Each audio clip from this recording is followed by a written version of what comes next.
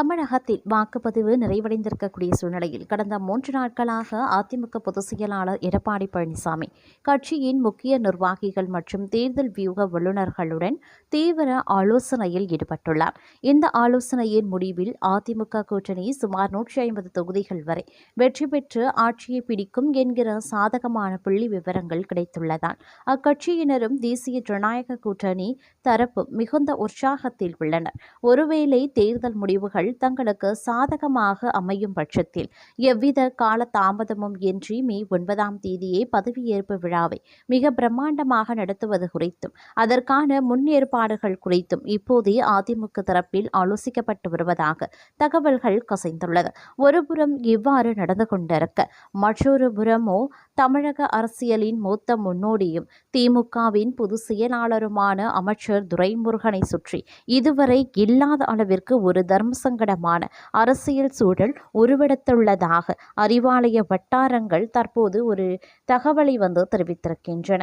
அதாவது நீண்ட கால அரசியல் அனுபவம் கொண்ட ஒரு தலைவருக்கு அவரது சொந்த கட்சியினரை ஏற்படுத்திய உட்கட்சி சூழ்ச்சிகளும் தேர்தல்கள நிலவரங்களும் பெரும் மனக்கவலையை ஏற்படுத்தியுள்ளன. இது குறித்த எக்ஸ்க்ளூசிவ் தகவல் நமக்கு கிடைச்சிருக்கு. தமிழக அரசியல் அரை நூற்றாண்டு காலத்திற்கும் மேலாக அசைக்க முடியாத ஆளுமையாகவும் திமுகவின் தூண்களில் ஒருவராகவும் விளங்குபவர் பொதுச் செயலாளர் துரைமுருகன்.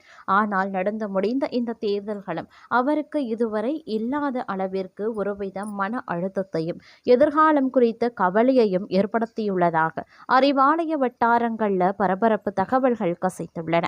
குறிப்பாக காட்பாடி தொகுதியின் தேர்தல் நிலவரம் மற்றும் கட்சிக்குள் அவருக்கு எதிராக பின்னப்பட்டுள்ள வலைகள் துரைமுருகனை நிலைகுலைய செய்துள்ளதாக கூறப்படுகிறது. இந்த முறை தேர்தலில் துரைமுருகன் போட்டியிடுவதை கட்சி தலைமை விரும்பவில்லை என்பதே கவலையின் தொடக்க புள்ளியாகும். வயது மூப்பு மற்றும் சமீப காலமாக அவர் எதிர்கொண்டு வரும் உடல்நல பிரச்சினைகளை கருத்தில் கொண்டு அவர் ஓய்வு எடுக்கட்டும் என்று முதலமைச்சர் ஸ்டாலின் கருதியதாக தெரிகிறது. இந்த விருப்பம் துரைமுருகனின் மகன் கதிர் ஆனந்த் மூலமாகவே அவரிடம் கொண்டு செல்லப்பட்டது. தமக்கு சீட் மறுக்கப்படலாம் என்ற தகவலை கேட்டதுமே கடும் அதிர்ச்சி அடைந்த துரைமுருகன் ஸ்டாலினிடம் நேரில் சென்று உருக்கமாக பேசி தனது நீண்டகால விசுவாசத்தை முன்வைத்து மீண்டும் போட்டியிடும் வாய்ப்பையும் பெற்றார். இப்போது தேர்தல் முடிந்திருக்கக்கூடிய நிலையில் கடந்த 4 நாட்களாக காட்பாடி தொகுதியில் நிலவரங்கள் துரைமுருகன் மிக தீவிரமாக ஆய்வு செய்து வந்துட்டிருக்காராம். அதிலும் பூத் வாரியாக எவ்வளவு வாக்குகள் பதிவாகி இருக்கின்றன, திமுகவின் பலமான கோட்டைகளாக கருதப்படும் பிளாக்குகளில் வாக்குப்பதிவு சதவிகிதம் எப்படி இருக்கிறது, அவை முழுமையாக தமக்கு விழுந்திருக்குமா என ஒவ்வொன்றையும் அவர் அலசி ஆராய்ந்தும் இருக்கார். ஆனால் அவரிடம் வந்த தகவல்கள் அனைத்துமே கவலையை அதிகரிப்பதாகவே அமைந்திருக்கிறதா. காட்பாடி தொகுதியில் துரைமுருகனை தோற்கடிக்க திமுகவிற்குள்ளேயே சில எதிரிகள் ரகசிய சூழ்ச்சிகள் இருக்கக்கூடிய முக்கிய புள்ளிகள் வாக்குச்சாவடிகளை சிதறடிக்க திரைமறைவு வேலைகளை செய்துள்ளதாகவும் அந்த சூழ்ச்சிகளின் காரணமாக வெற்றி வாய்ப்பு ஊசலாடுவதாகவும் கூறப்படுகிறது. இந்த விஷயமெல்லாம் மகன் கதிர் ஆனந்த் மூலமாகவே துரைமுருகனுக்கு சென்றுள்ளது. சொந்த கட்சியினரே தமக்கு எதிராக செயல்பட்டதை அறிந்து துரைமுருகன் மிகுந்த மனவேதனையில் ஆழ்ந்துள்ளாராம். இந்த சூழலில் இன்னொரு இக்கட்டான செய்தியும் அவருக்கு தெரியப்படுத்தப்பட்டுள்ளது. அதாவது இந்த தேர்தலில் அவர் வெற்றி பெற்றாலும் அடுத்த அமைச்சரவையில் அவருக்கு இடம் கிடைப்பது சந்தேகம்தான் என்கிறார்கள். அதாவது அமைச்சர் பதவியா அல்லது கட்சியின் பொதுச் செயலாளர் பதவியா என்ற கேள்வியை ஸ்டாலின் தரப்பு அவரிடம் முன்வைக்க திட்டமிட்டிருக்காங்க. இரண்டில் ஏதாவது ஒன்றை மட்டுமே துரைமுருகன் தக்க வைத்துக் கொள்ள முடியும் என்ற நிலை உருவாகியும் இருக்கிறது. ஒருவேளை அமைச்சர் பதவியை விரும்பினால் கட்சியின் பொதுச் செயலாளர் பதவியை அவர் விட்டுக் கொடுக்க வேண்டியதாக இருக்கும். தன்னுடைய அரசியல் வாழ்வின் அங்கீகாரமாக பார்க்கும் பொதுச் செயலாளர் பதவிக்கு ஆபத்து வந்துள்ளதை எண்ணி துரைமுருகன் திக்கித்து போயிருக்கிறார் அப்படின்னு சொல்லலாம். ஒருபுறம் தொகுதிக்குள் நடந்த துரோகங்கள், மறுபுறம் அதிகார பகிர்வு குறித்த தலைமையின் நிபந்தனைகள் என இரட்டை சவால்களை சந்தித்து வரும் துரைமுருகனினுடைய அரசியல் எதிர்காலம் தற்போது ஒரு கேள்விக்குறியாக மாறியுள்ளது. காட்பாடியின் முடிவுகளும் ஸ்டாலினின் அடுத்த கட்ட நகர்வுகளுமே இந்த பழம்பெரும் தலைவரின் அரசியல் அந்தஸ்தை தீர்மானிக்க போகின்றன. இருப்பினும் இவ்விஷயத்தில் என்ன நடக்கப் போகின்றது அப்படிங்கிறதையும் நாம சற்று பொறுத்து பொறுத்திருந்துதான் பார்க்க வேண்டும். நிலவரம் இவ்வாறு இருந்து கொண்டிருக்க, மற்றொரு புறமோ 2026 தமிழக சட்டமன்ற தேர்தல் வாக்குப்பதிவு முடிந்திருக்கும் நிலையில் வாக்கு எண்ணிக்கை மே 4ஆம் தேதி நடைபெற இருக்கும் நிலையில் இந்த முறை எந்த கட்சிக்கும் ஒருவேளை தனிப்பெரும்பான்மை கிடைக்காமல் போனால் என்ன நடக்கும் என்ற கேள்வி அரசியல் வட்டாரங்களில் பரபரப்பை ஏற்படுத்தியுள்ளது.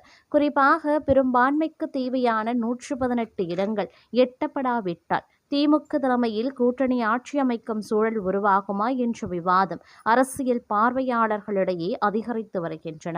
2026 தமிழக சட்டசபை தேர்தலுக்கு முன்பே கூட்டணி ஆட்சி குறித்து காங்கிரஸ் தரப்பில் பல்வேறு கருத்துக்கள் பேசப்பட்டன.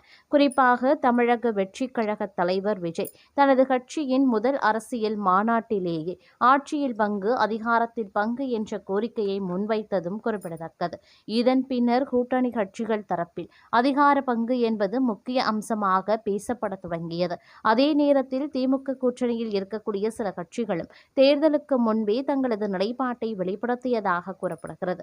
குறிப்பாக காங்கிரஸ் கட்சி கடந்த கால அரசியல் அனுபவங்களை எடுத்துக்காட்டி வரும் ஆட்சியில் தங்களுக்கு உரிய இடம் கிடைக்க வேண்டும் என்ற கருத்தை வலியுறுத்தியதாக அரசியல் வட்டாரங்கள் தெரிவிக்கின்றன.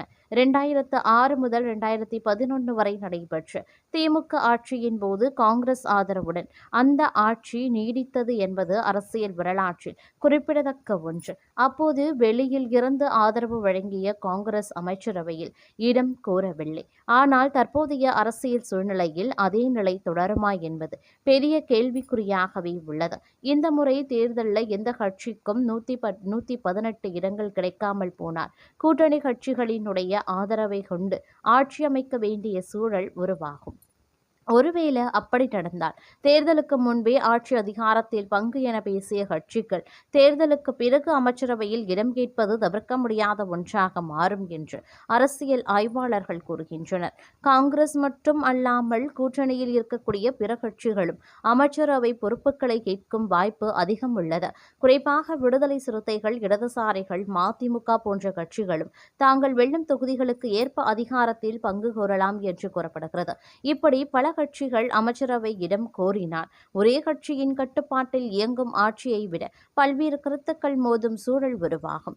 இதனால் முக்கிய முடிவுகள் எடுப்பதில் தாமதம் ஏற்பட வாய்ப்புகளும் உள்ளது. ஒரு புதிய திட்டத்தை அறிவிக்கும் போது, சட்டம் கொண்டு வரும் போது பல கட்சிகளின் கருத்துக்களை ஒருங்கிணைப்பது சவாலாகவே மாறவும் ஆரம்பிக்கும். தமிழகத்தில் கடந்த பல ஆண்டுகளாக பெரிய திராவிட கட்சிகள் தனிப்பெரும்பான்மையுடன் ஆட்சி அமைத்த அனுபவம்தான் அதிகம். அந்த நிலைமையில்தான் இருந்து கூட்டணி ஆட்சி அமைந்தால் அது தமிழக அரசியலில் ஒரு புதிய மாற்றமாகவே பார்க்கப்படும். மேலும் பல கட்சிகள் அதிகாரத்தில் பங்கு பெற்றால் ஒரே அதிகார மையம் என்ற நிலை மாறி பல அதிகார மையங்கள் உருவாகக்கூடிய அபாயமும் உள்ளது. இது நிர்வாக செயல்பாடுகளில் குழப்பத்தை ஏற்படுத்தக்கூடும். குறிப்பாக மக்கள் நல திட்டங்களை விரைவாக செயல்படுத்துவதில் சிரமங்கள் உருவாகும் என அரசியல் வட்டாரங்கள் கூறுகின்றன.